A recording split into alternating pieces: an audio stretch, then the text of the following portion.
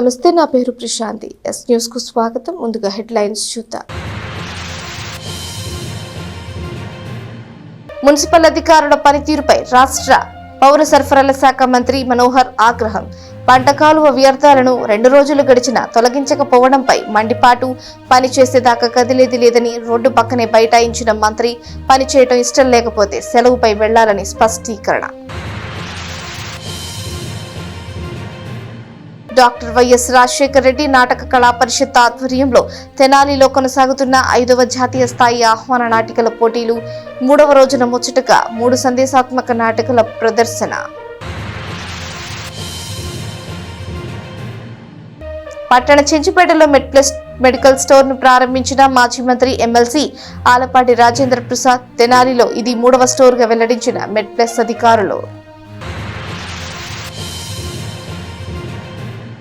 Municipal అధికారుల పనితీరుపై స్థానిక ఎమ్మెల్యే, రాష్ట్ర పౌర సరఫరాల శాఖ మంత్రి నాదెండ్ల మనోహర్ ఆగ్రహం వ్యక్తం చేశారు. చేయాల్సిన పని చేసేదాకా కదిలేది లేదని రోడ్డు పక్కనే బైఠాయించారు. పని చేయడం ఇష్టం లేకపోతే సెలవుపై వెళ్లాలని స్పష్టం చేశారు. తెనాలి తూర్పు కాలువ కట్ట రోడ్డులో మంత్రి నాదెండ్ల మనోహర్ బుధవారం ఆకస్మికంగా పర్యటించారు. 2 రోజుల క్రితం ఆర్టీసీ బస్టాండ్ వద్ద పంట కాల్వల్లో వ్యర్థాల తొలగింపును మంత్రి స్వయంగా పరిశీలించారు. ఆ రోజున కాల్వల్లోంచి తీసిన వ్యర్థాలను రోడ్డు పక్కనే డంప్ చేశారు. ఆ వ్యర్థాలు బుధవారం ఉదయం కూడా అక్కడవే ఉండటం చూసి మంత్రి అధికారుల తీరుపై విరుచుకుపడ్డారు. మున్సిపల్ అధికారులను రమ్మని ఆదేశించారు. వ్యర్థాలను తొలగించేదాకా కదిలేది లేదని రోడ్డు పక్క బైఠాయించారు. అధికారులు మీటింగ్ లో ఉన్నారని సమాచారం రావడంతో ఇక్కడికే వచ్చి మీటింగ్ పెట్టుకోవాలని కబురంపారు. దీంతో హడావిడిగా వచ్చిన అధికారులతో రోడ్డు పక్క వ్యర్థాలను ఎందుకు తొలగించలేదని ప్రశ్నించారు. టెండర్ పిలిచి శుభ్రం చేయిస్తామన్న మున్సిపల్ అధికారిపై మండిపడ్డారు.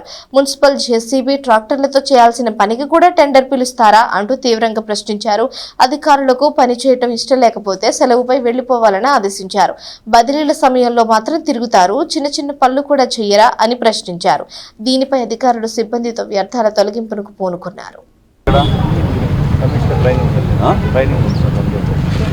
ఏం చేసినట్టు మీరు ఆ రోజు ఎక్కడున్నాయి జేసీబీలు? ఎక్కడున్నాయి? ఇరిగేషన్ డిపార్ట్మెంట్ కబేలా దగ్గర పెట్టారు. ఎక్కడ? కబేలా దగ్గర సార్ ఇరిగేషన్ డిపార్ట్మెంట్. మీరేం చేశారు? మీరు ఎందుకు లిఫ్ట్ చేయలేదు? మరి ఇదంతా ఎందుకు లిఫ్ట్ చేయలేదు అంటే మన వాళ్ళే చేస్తాం. వాళ్ళే లిఫ్ట్ చేయరు. లిఫ్టింగ్ అంతా మందే.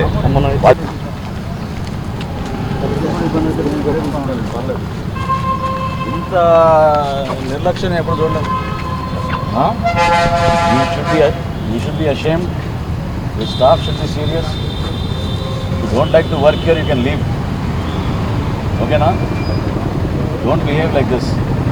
Duty లేకుండా, కాన్షియస్నెస్ లేకుండా ఎందుకు పని చేస్తారు మీరు? అసలు ఎందుకు లిఫ్ట్ చేయలేదు? ట్రాక్టర్లన్నీ ఎక్కడ ఉన్నాయి? జేసీబీ ఎక్కడ ఉంది? మంది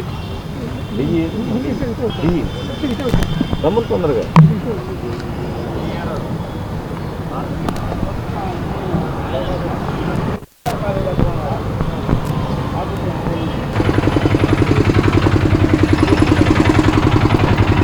దూరం ఉండాలి.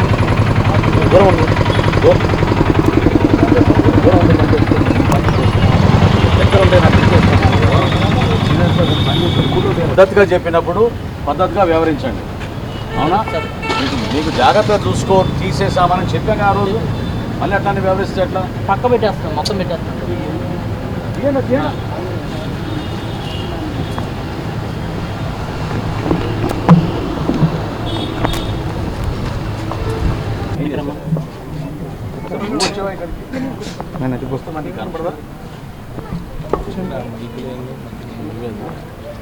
చేసిన వాళ్ళు ఏం చేశారంటే అంతే. అది చేసిన అక్కడ ఏం కాలం తీశారు? మీరు ఇక్కడ తీసి ఇక్కడ పాడేశారు, అక్కడ తీసి ఇక్కడ పాడేశారు. ఎవరు తీస్తారు? ఇది వానొచ్చినప్పుడు వాళ్ళు అదే చెప్పి మొత్తం నీళ్ళు పడుతున్నారు. ఏం టెండర్ పిలుస్తారు? లిఫ్ట్ చేయండి టెండర్ పిలుస్తారా? ఎవరు చెప్పారు ఈ టెండర్ పిల్లలని దాన్ని లిఫ్ట్ చేయడానికి? మన ఓన్ రిసోర్సెస్ తోటి మన ట్రాక్టర్లు మన జేసీబీతో మనం లిఫ్ట్ చేస్తుందండి. దాని టెండర్ ఏంటి? దానికి ఎట్లా? ఎక్కడైనా విన్నావా? ఇది మన ట్రాక్టరు, మన జేసీబీ మనం లిఫ్ట్ చేస్తుంది. ఏం చేశారు మీరు నిన్నటి నుంచి? నిన్న ఏం చేశారు?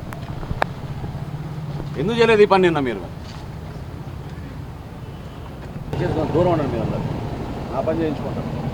చేయబాకండి మీరు అందరు, మున్సిపాలిటీ వాళ్ళు అసలు డ్యూటీకి రాబాకండి. మీరు సో కాల్డ్ ఆఫీసర్స్ ఎవరుతున్నారో మీ డ్యూటీకి రాబాకండి.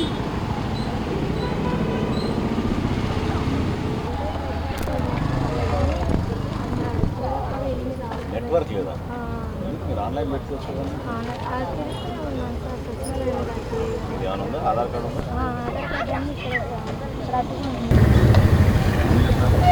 ఫ్యూజ్ అవుటేజా లేకపోతే ఏంది ఇవ్వాలి? ఫ్యూజ్ అవుటేజ్ అవుతున్నప్పుడు మనం రెక్టిఫై చేయొచ్చు కదా నువ్వు.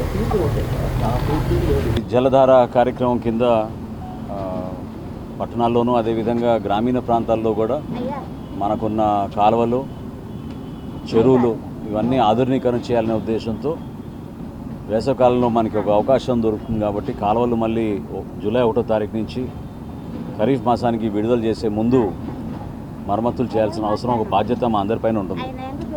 ప్రతి సందర్భంలో కూడా దిగువ ప్రాంతాల్లో ఉన్న రైతాంగం గురించి ఎవరు కూడా ఆలోచించడం లేదు. పట్టణంలో ప్రవహిస్తున్న ఈ 3 కాలువల్లో కూడా తెలియకో లేకపోతే తెలుసో చాలామంది అదొక కన్వీనియంట్గా ఇక్కడే వచ్చి చెత్త వేసేయడం, తద్వారా రైతుకు అందించాల్సిన నీరు కానివ్వండి, రక్షిత మంచినీరు పథకం కింద అనేక పట్టణాలకు వెళ్ళే ఈ సదుపాయాన్ని మనం కూడా కలుషితం చేస్తున్నాం. కాబట్టి దయచేసి నా మనవి, అందరూ కూడా దయచేసి కొంచెం జాగ్రత్త పడి మనం భారతీయులు మన పౌరులందరికీ ఎక్కడున్నా కూడా ఇబ్బంది కలగకూడదనే ఆలోచనతో తెనాలి నుంచి వెళ్తున్న ఈ కాలువల్లో ఎట్టి పరిస్థితుల్లో మురుగునీరు రాకుండా, కలుషితం కాకుండా, వ్యర్థాలు కూడా మనం కాలువలో వేయకుండా చూసుకోవాల్సిన బాధ్యత ఉందని మనస్ఫూర్తిగా మరొకసారి నేను విన్నవించుకుంటున్నాను. అదే కాకుండా 2 రోజుల క్రితం మొదలుపెట్టాం ఈ కట్ట మీద ఉన్న కార్యక్రమం. చాలా వరకు ఆక్రమణలు, అదేవిధంగా ఈ చెట్లు విపరీతంగా పెరిగిపోయి, సో మొన్న కూడా చూసాం మనం, గాలివాన వస్తే ఏ విధంగా పెద్ద పెద్ద వృక్షాలు పడిపోతున్నాయో.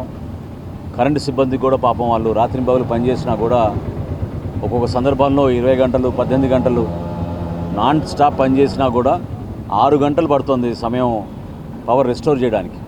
సో అటువంటి పరిస్థితి రాకూడదని ట్రీ కటింగ్, బ్రాంచెస్ అన్నీ కూడా ఎప్పటికప్పుడు నీట్గా చేసుకుంటే మనకి వర్షాకాలంలో రాబోయే రోజుల్లో ఎక్కడ కూడా అంధకారం రాకూడదు. ట్రాన్స్ఫార్మర్స్ విషయంలో జాగ్రత్త పడాలనే ఉద్దేశంతో మొన్న ప్రారంభించిన పని ఎంతవరకు జరుగుతుందని చూడడానికి మళ్ళీ ఈరోజు కూడా నేను తెనాలి రాగానే నేను ఇక్కడ ఆగాను. ఇంకా అటువంటి నిర్లక్ష్య వైఖరి, ఊహించని విధంగా అధికారులు కూడా ఒక కదలిక రావాలి. ఇది ప్రజలు కోరుకుంటున్నారు. ప్రజాప్రతినిధులుగా మాకు బాధ్యత ఉంది. ప్రతి ఆర్గనైజేషన్, ప్రతి ఇన్స్టిట్యూషన్ తన వంతు తను పని చేసుకుంటూ పోతే మనకి ఇన్ని గ్రీవెన్సెస్ కానీ ఇన్ని సమస్యలు కానీ రావు. వాటిని గుర్తించాలి, దాన్ని గౌరవించాలి. కాబట్టి ముందుగా ఈ విఎస్ఆర్ కాలేజ్ నుంచి బస్ స్టాండ్ వరకు మనం చేపట్టిన మొదటి విడతలో అటు ఇరిగేషన్ కాలువ కానివ్వండి, ఇటు కాలువ కట్టపైన ఉన్న ఈ వృక్షాలు, వీటి బ్రాంచ్ రిమూవింగ్, రోడ్డు కూడా జాగ్రత్తగా ఎక్కడైతే ఎంక్రోచ్మెంట్ జరిగిందో దాని వరకు తీసుకుంటూ వెళ్తున్నాం. ఆ కార్యక్రమం మరొకసారి ఈరోజు పర్యవేక్షించాం. సాయంత్రం కల్లా ఎట్టి పరిస్థితుల్లో ఈ కార్యక్రమం పూర్తి చేయాలని నేను చెప్పాను. సిబ్బంది అంతా కూడా ఇక్కడే ఉన్నారు, మున్సిపల్ సిబ్బందితో పాటు ట్రాన్స్కో, అదేవిధంగా మన ఇరిగేషన్ సిబ్బంది కూడా దాదాపు వాళ్ళు మున్సిపల్ ఆఫీస్ వరకు ఆ పెద్ద మెషిన్లు పెట్టి కాలువలో నుంచి ఉన్న ఆ వ్యర్థాలను తీసి పైకి వేస్తూ ఉన్నారు. అక్కడి నుంచి మన మున్సిపల్ సిబ్బంది చిన్న జేసీబీలతోటి, ట్రాక్టర్లతోటి ఆ కార్యక్రమం చేపట్టారు. సో వారం రోజులు గడువిచ్చాం. ఈ వారం రోజుల్లో ఖచ్చితంగా మనం ఈ కార్యక్రమాన్ని పూర్తి చేసే విధంగా అధికార యంత్రాంగాన్ని కూడా ఎప్పటికప్పుడు అప్రమత్తం చేయడానికి కోసమే క్షేత్రస్థాయిలో అందరం కూడా ఈ విధంగా కలిసికట్టుగా ఉండి నిలబడితేనే ఈ కార్యక్రమాలు జరుగుతాయి. అందుకు సహకరించమని ప్రజల్ని కోరుతున్నాను, పర్యవేక్షించమని కూడా నేను ప్రజల్ని కోరుతున్నాను. ఎందుకంటే వాళ్ళకి ఒక బాధ్యత ఉంది. ఈ రాజకీయాలకు అతీతంగా చేయాల్సిన కార్యక్రమం. రాజకీయ నాయకులు కూడా అందరూ కూడా ఎక్కడికక్కడ పనులు సరిగ్గా జరుగుతున్నాయా లేవా చూసుకోవచ్చు.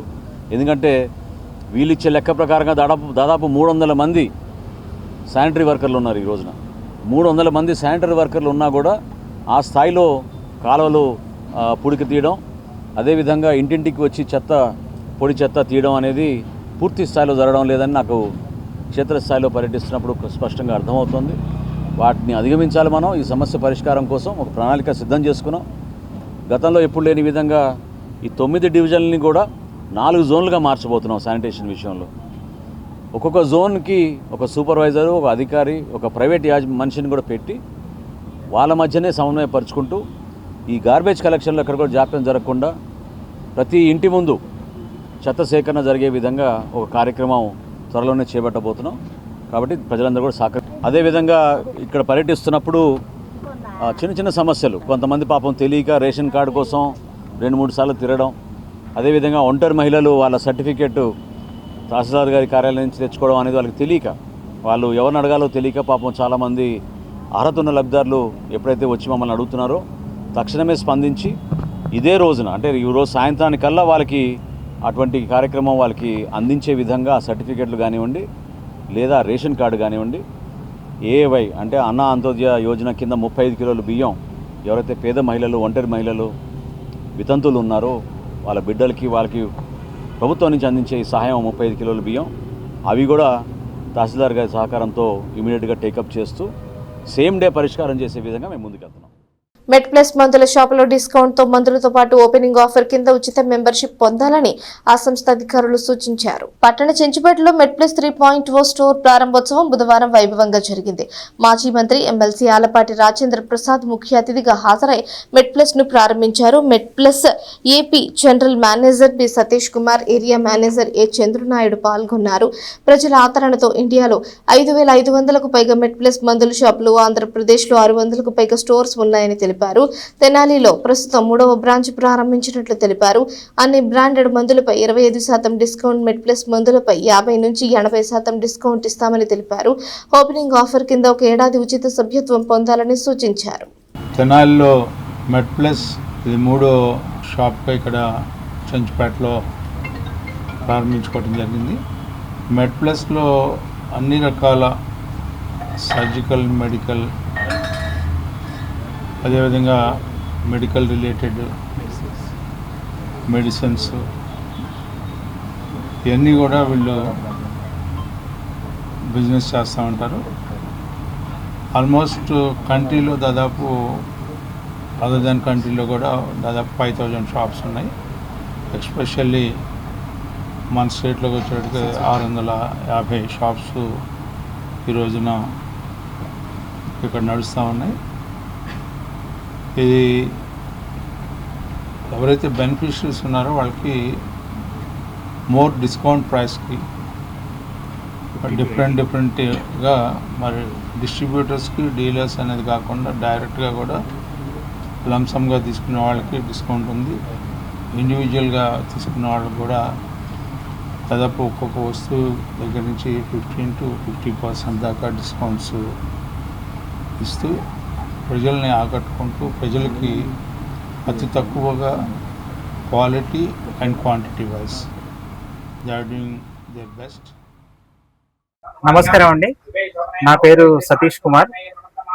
నేను మెడ్ ప్లస్ ఏపీలో జనరల్ మేనేజర్ని.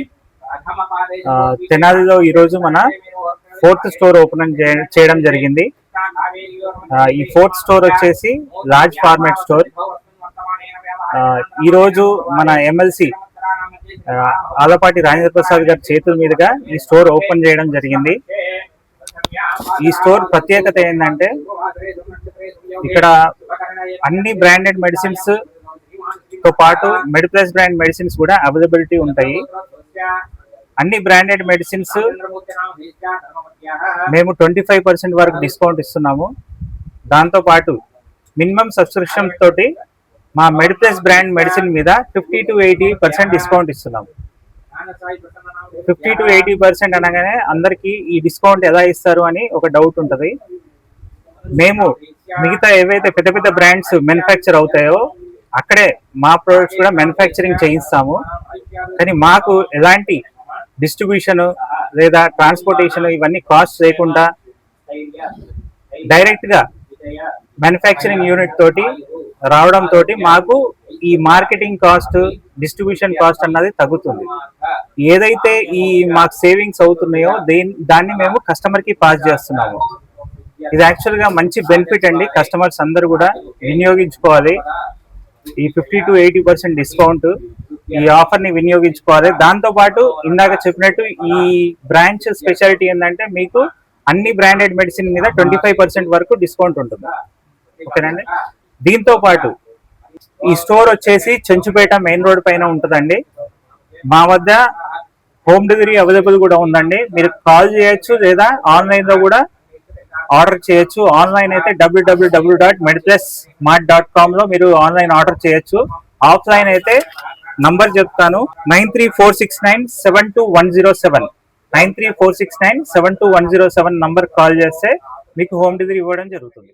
భారత ప్రధానమంత్రి నరేంద్ర మోడీ 12 ఏళ్ల పాలన పూర్తయిన సందర్భంగా బీజేపీ పార్టీ నాయకులు దేవాలయంలో పూజలు చేశారు.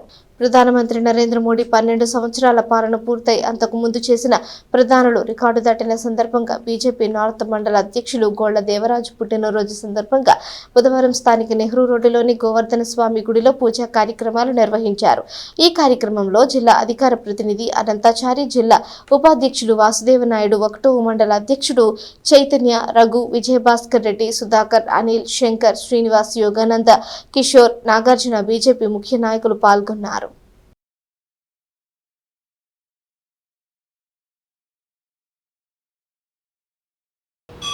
భారతదేశ చరిత్రలో ఒక చారిత్రాత్మకమైన ఘట్టం ఆవిష్కరింపబడింది. మనకు 12 సంవత్సరాలుగా ప్రజల చేత ఎన్నుకోబడి ప్రజాస్వామ్యబద్ధంగా పరిపాలన సాగిస్తున్నటువంటి మోడీ గారు ఇవాళ ఒక రికార్డుని బద్దలు కొట్టడం జరిగింది. అదేంటంటే మన పూర్వ ప్రథమ ప్రధాని అయినటువంటి జవహర్లాల్ నెహ్రూ గారు భారతదేశాన్ని మరి ఎటువంటి మధ్యలో ఎటువంటి అవాంతరము లేకుండా ఆయన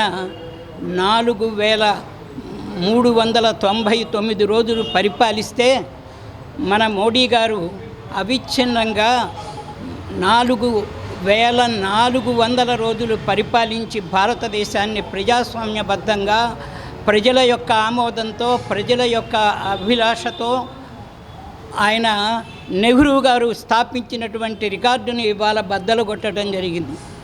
ఇది సామాన్యమైనటువంటి విషయం కాదు. ప్రజాస్వామ్య దేశంలో ఎప్పటికప్పుడు మారిపోతుంటాయి. ప్రజల అభిరుచులు, ప్రజల ఆకాంక్షలు మారిపోతుంటాయి.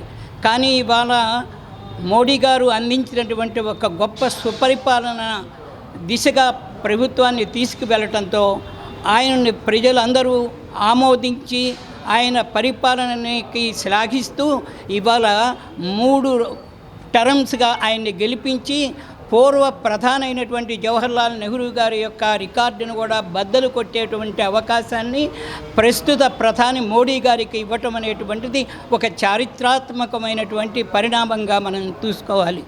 ఆ యొక్క చరిత్రాత్మకమైన దినంలో ఈ రోజున ఇక్కడ భారతీయ జనతా పార్టీ కార్యకర్తలు గంగానంపేటలో ఉన్నటువంటి ఆంజనేయ స్వామి దేవస్థాన ప్రాంగణంలో ఆయన పేరిట పూజలు నిర్వహించడం జరిగింది.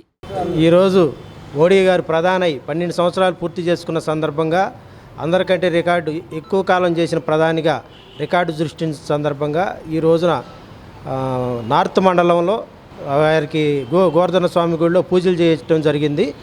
ఇదే కార్యక్రమానికి మన బీజేపీ నాయకులందరూ హాజరైన సందర్భంగా వారందరికీ ధన్యవాదాలు.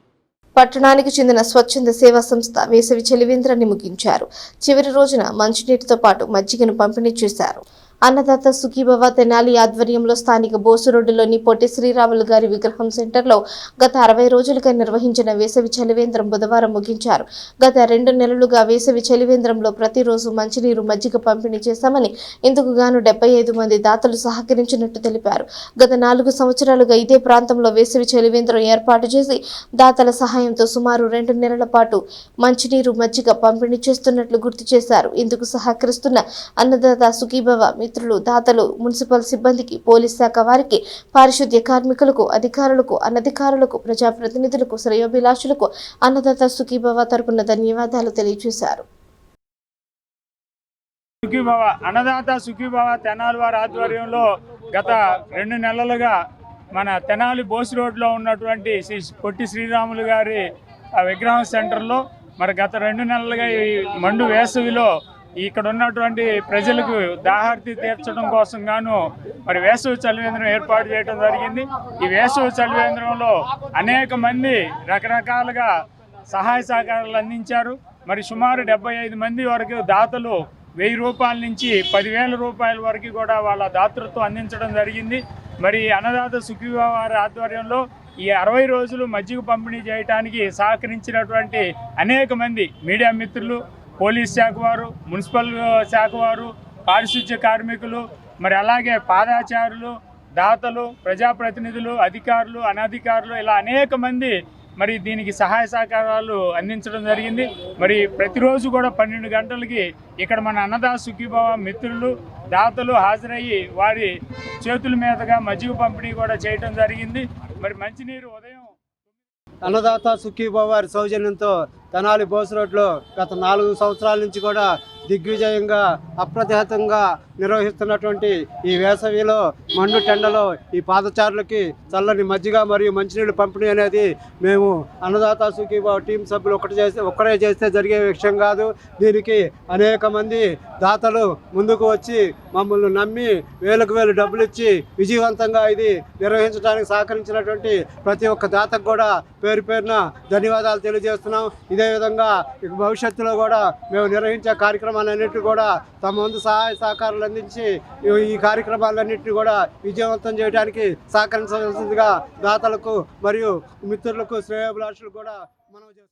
బాల్య వివాహాల నిరోధం, బాలికల భద్రత, బాలికల విద్యకు ప్రోత్సాహం వంటి అంశాలపై స్థానిక 23వ వార్డులో 11 నుంచి 18 ఏళ్ల వయసులో గల బాలబాలికలకు శిక్షణ తరగతులు నిర్వహించారు. కిషోరి వికాసం సమ్మర్ క్యాలెండర్ 2026లో భాగంగా స్థానిక 23వ వార్డు సిబిఎన్ కాలనీ ఆర్ఆర్ నగర్లో మే 1వ తేదీ నుంచి జూన్ 9వ తేదీ వరకు 12 సెషన్లుగా అవగాహన కార్యక్రమాన్ని నిర్వహించారు.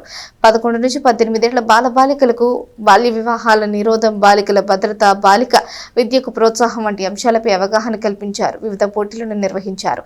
5 ఏళ్ల పైబడి అంగన్వాడీ కేంద్రాల నుంచి బడికి వెళ్లే పిల్లలకు గ్రాడ్యుయేషన్ డే వేడుకలను నిర్వహించారు. ఈ కార్యక్రమంలో ICDS CDPO P Vijay Gauri, supervisor K Soujanya, మహిళా కార్యదర్శులు ఎం తిరుమల ప్రశాంతి, జె రత్నకుమారి, అంగన్వాడీ సచివాలయ సిబ్బంది, పిల్లల తల్లిదండ్రులు పాల్గొన్నారు. నమస్తే అండి. ఇవాళ చంద్రబాబు నాయుడు కాలనీ ఆర్ఆర్ కాలనీలోని కిషోరి వికాసం ఎండింగ్ ప్రోగ్రామ్ చేయడం జరిగింది. అంటే కిషోరి బాలికలకి సమ్మర్ హాలిడేస్లోని వాళ్ళకి ఒక్కొక్క రోజు ఒక్కొక్క టాపిక్కి సంబంధించి అవేర్నెస్ కల్పించడం జరిగింది. అందులోని న్యూట్రిషన్ ఫుడ్ కోసము, హెల్త్ కోసము, చైల్డ్ మ్యారేజెస్, ఫోక్స్, టీనేజ్ ప్రెగ్నెన్సీ, ఇలా ప్రతి విషయం కోసం కూడా కిషోరి బాలికలకి అవగాహన కల్పించడం జరిగింది. ఈ కార్యక్రమంలో యాక్టివ్గా పాల్గొన్న కిషోరి బాలికలందరికీ కూడా వాళ్ళు గేమ్స్ కండక్ట్ చేసి ప్రైజ్ డిస్ట్రిబ్యూట్ చేయడం జరిగింది. నమస్కారం. ఈరోజు ఎన్సీబీ నాయుడు కాలనీలో ఉన్న 4 అంగన్వాడీ, ఆర్ఆర్ నగర్ 2 చోట్ల ఉన్న 4 అంగన్వాడీ కేంద్రాలలో ఉన్న కిషోరి బాలికలకి సమ్మర్ క్యాంపులో 12 అంశాల గురించి వారంలో 2 సార్లు విషయాల గురించి అవగాహన కలిగించడానికి యాక్షన్ ప్లాన్ ఇచ్చారు. దాని ప్రకారం ఇక్కడ వీళ్ళకి 12 అంశాల మీద మహిళా పోలీసులు మంగళవారం, శుక్రవారం అవగాహన కార్యక్రమాన్ని నిర్వహించారు. అంగన్వాడీ కార్యకర్తలు కూడా దానిలో పాల్గొన్నారు. దీనిలో హెల్త్ అండ్ న్యూట్రిషన్కి సంబంధించినవి, డిపార్ట్మెంట్ ఇష్యూస్, మనకి పైనుంచి ఇచ్చిన అంశాలకు సంబంధించి వాళ్ళు జీవన నైపుణ్యాల గురించి, శారీరక శ్రమలో యోగా యొక్క ఇంపార్టెన్స్ గురించి, సైబర్ నేరాల గురించి, బాల్య వివాహాల గురించి, పర్సనల్ హైజీన్ గురించి, డ్రగ్స్ గురించి, ఇలా రకరకాల సామాజిక అంశాల గురించి కూడా వాళ్ళకి అవగాహన కలిగించడం జరిగింది. 23వ వార్డు వైఎస్ఆర్సీపీ సీనియర్ నాయకుడు శానంపూడి రఘురామిరెడ్డి జన్మదిన వేడుకలను ఘనంగా జరుపుకున్నారు. స్థానిక 23వ వార్డు 4వ లైన్లో కృష్ణుడు బొమ్మ వద్ద మంగళవారం రాత్రి వైఎస్ఆర్సీపీ సీనియర్ నాయకుడు శానంపూడి రఘురామిరెడ్డి జన్మదిన వేడుకలను జరుపుకున్నారు. కేక్ కట్ చేసి రఘురామిరెడ్డికి జన్మదిన శుభాకాంక్షలు తెలియజేశారు. ఈ కార్యక్రమంలో 23వ వార్డుకు చెందిన వార్డు ప్రెసిడెంట్ నిద్ర కృష్ణారెడ్డి, వైస్ ప్రెసిడెంట్ షేక్ పెద్ద సుబాని, షేక్ యూసఫ్ పఠాన్, హన్ను, షేక్ నన్నే, తాడిపోయిన వెంకట కృష్ణారావు, రామాంజనేయులు, సీతారామరాజు, నాగిరెడ్డి, సాంబా, రుద్రపాటి చెన్నయ్య, రుద్రపాటి రాజేష్, ఉత్తరాది వెంకటేశ్వర్లు, పీనపాటి అనిల్, సురేంద్రవర్మ, షేక్ నాగూర తదితరులు పాల్గొన్నారు.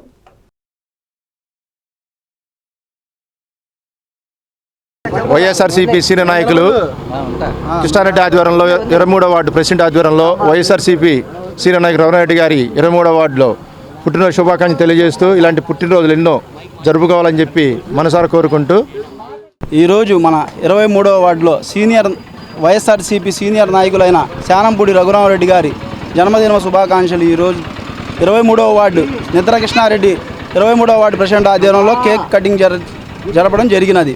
ఈ కార్యక్రమానికి ఇచ్చేసిన ప్రతి కార్యకర్తకి అందరికీ ధన్యవాదములు.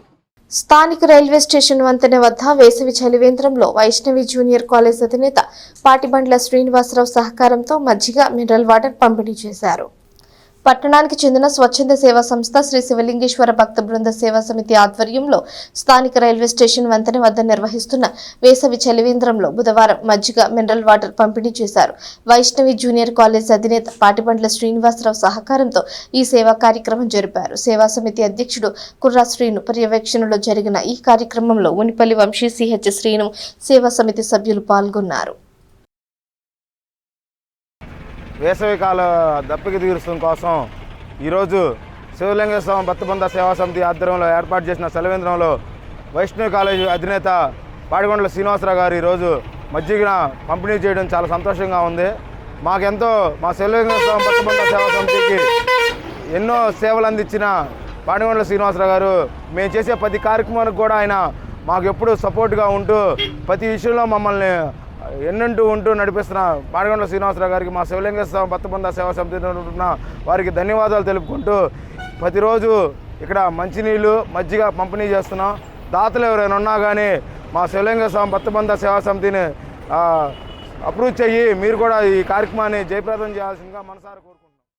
వేసవి చలవేంద్రం నందు ఏదైతే శ్రీ శివలింగేశ్వర స్వామి భక్త బృంద సేవా సమితి ఏర్పాటు చేసిందో మరి రైల్వే స్టేషన్ బస్ స్టాండింగ్ కోడల్లో ఉన్న మరి సాయిబాబు గుడి వంతెన వద్ద గత కొన్ని నెలలుగా ఈ యొక్క వేసవి చలవేంద్రం మరి నిర్వహిస్తూ ఉన్నాం. చక్కని మిల్లర్ వాటరు కుండలో పోసినవి, అదేవిధంగా దాతల సహకారంతో మరి మజ్జిగ పంపిణీ కూడా జరుగుతుంది.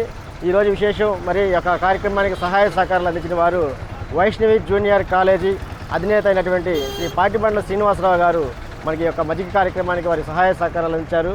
మరి ముఖ్యంగా మరి శ్రీనివాసరావు గారి గురించి చెప్పాలంటే మేము చేసే ఆధ్యాత్మిక కార్యక్రమం ఏదైనా కానీ, సేవా కార్యక్రమం ఏదైనా కానీ వారి సహాయం అనేది ఉంటుందని చెప్పి తెలియపరుచుకుంటున్నాను. అదేవిధంగా మహారుద్రాభిషేకం, మహాశాంతి అభిషేకం అటువంటి పెద్ద పెద్ద పూజా కార్యక్రమాలు కూడా వారు ఎన్నంటూ ఉండి మా వెనకమాలను నడిపించారు. వారికి వారి యొక్క కుటుంబ సభ్యులుగా దేవుని ఆశీస్సులు వెళ్ళవేళ్ళ ఉండాలని. డాక్టర్ వైఎస్ రాజశేఖర రెడ్డి నాటక కళా పరిషత్ ఆధ్వర్యంలో స్థానిక తెనాలి రామకృష్ణ కవి కళాక్షేత్రంలో జరుగుతోన్న 5వ జాతీయ స్థాయి ఆహ్వాన నాటికల పోటీలు 3వ రోజైన మంగళవారం కొనసాగాయి. తొలిగా అరవింద్ ఆర్ట్స్ తాడేపల్లి వారి దేవుణ్ణి చూసా నాటికను ప్రదర్శించారు. దేవుడు దేవాలయాలు కనిపించని లోకాల్లోనే కాదు, కనిపించే మనుషుల హృదయాల్లోనూ ఉంటాడనేది దేవుడిని చూసా నాటిక ఇతివృత్తం. దేవరకొండ బాలగంగాధర తిలక్ మూలకథను ఎల్లాప్రకడ భాస్కర్ రావు నాటకీకరించగా గంగోత్రి సాయి దర్శకత్వం వహించారు. ప్రధానమైన గవరయ్య పాత్రలోనూ ఆయనే నటించి మెప్పించారు. ఇతర పాత్రలో వివి స్వామి, పి రంగనాయకులు ఉన్నారు. చౌదరి శ్రీధర్, ఎం రాధ నటించారు. సంగీతం కె సత్యనారాయణమూర్తి. అనంతరం రౌతు అప్పలనాయుడు కల్చరల్ ట్రస్ట్ పెదమేరంగి పార్వతీపురం మన్యం జిల్లా వారి వలనాటికను ప్రదర్శించారు. రౌతు విజయ్ కుమార్ మూలకథను రౌతు బంగారు నాయుడు నాటకీకరించారు. రౌతు అజయ్ కుమార్ దర్శకత్వం వహించారు. ప్రధాన పాత్రలో ఆ ముగ్గురు నటించారు.